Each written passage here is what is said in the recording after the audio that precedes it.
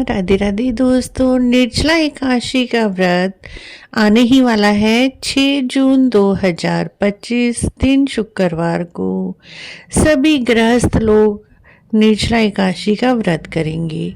लेकिन यदि आप इन दिनों पीरियड्स में हैं, पीरियड्स आए हुए हैं, तो हमें व्रत करना चाहिए या नहीं, ये प्रश्न मन में उठते हैं। क्योंकि निर्जला एकादशी का व्रत साल की सबसे बड़ी एकादशियों में होता है। और यदि हम शुद्ध नहीं हैं, स्वच्छ नहीं हैं, पूजा नहीं कर सकते, तो हमें इस व्रत का पूर्ण फल मिलेगा या नहीं मिलेगा, काफ़ी सारे प्रश्न मन में उठते हैं। उन्हीं सभी प्रश्नों का उत्तर इस वीडियो में हम आपके लिए आपकी रिक्वेस्ट पर लेकर आए हैं। फ्रेंड्स देखिए, निर्जला एकादशी वर्ष की सबसे बड़ी एकादशी होती है। और ऐसे में यदि आप पीरियड्स में हैं और आपका 7वां दिन है पीरियड्स का, तब तो आप इस दिन सिर धोकर पूजा पाठ कर सकते हैं और व्रत भी कर सकते हैं। क्योंकि देवताओं की पूजा 7वें दिन की जाती है और देवियों की पूजा पीरियड्स के 5वें दिन आप बाल धोकर कर सकते हैं। लेकिन यदि आपके पीरियड्स का चौथा 5वां दिन है या पहला ही दिन है, तब आप व्रत करें या ना करें, तो फ्रेंड्स आप इन दिनों में पूजा पाठ नहीं कर सकते और ना ही दान कर सकते हैं, ना भगवान को भोग लगा सकते हैं।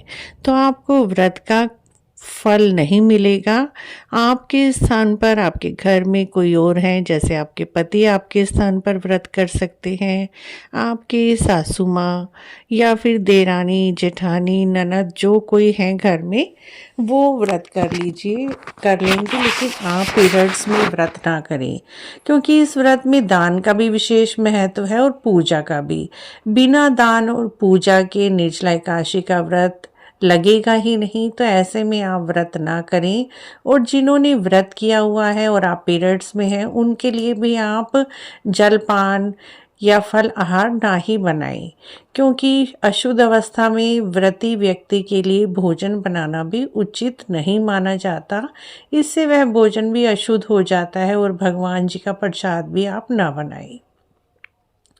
वैसे आप देख लीजिएगा, जैसे आपके घर परिवार की परंपरा है उसके अनुसार कर लीजिए। लेकिन हमने तो शास्त्रों में जो कहा है, शास्त्रों के अनुसार ही आपको यह सब करने के लिए बताया है।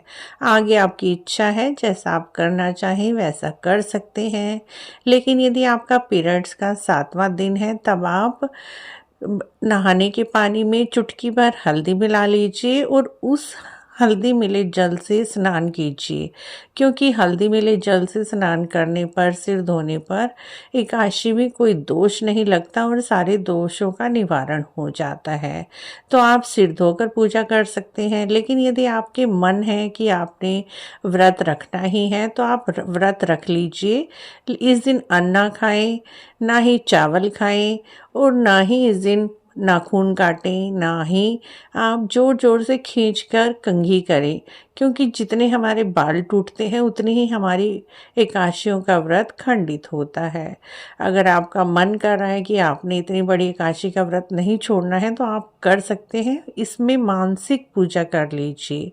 आप किसी भी चीज़ को हाथ न लगाएं पूजा पाठ की, ना ही निर्जला एकादशी की व्रत कथा को छुएं। आप इंटरनेट पर जाकर निर्जला एकादशी की व्रत कथा को सुन सकते हैं और आप मानसिक पूजा कर लीजिए।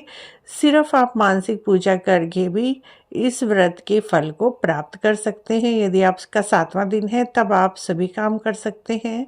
यदि आपके पीरियड्स का 3रा, चौथा या 5वां दिन है और व्रत करने का मन है, तो आप मानसिक पूजा करके और व्रत कर सकते हैं। दान आप जब आप शुद्ध स्वच्छ हो जाएं, पैसे निकाल कर रख दीजिए। उन पैसों से बाद में आप जब शुद्ध हो जाएं, तब आप दान कर सकते हैं। तो इस तरह से आप निर्जला एकादशी का व्रत मासिक धर्म में भी कर सकते हैं। आशा है आपको आज की ये छोटी सी जानकारी अच्छी लगी होगी। अच्छी लगी है तो आप इसी तरह की और जानकारी के लिए हमारे चैनल को जरूर सब्सक्राइब करें, लाइक करें, वीडियो को शेयर भी करें। कमेंट बॉक्स में ओम नमो भगवते वासुदेवाय अवश्य लिखें।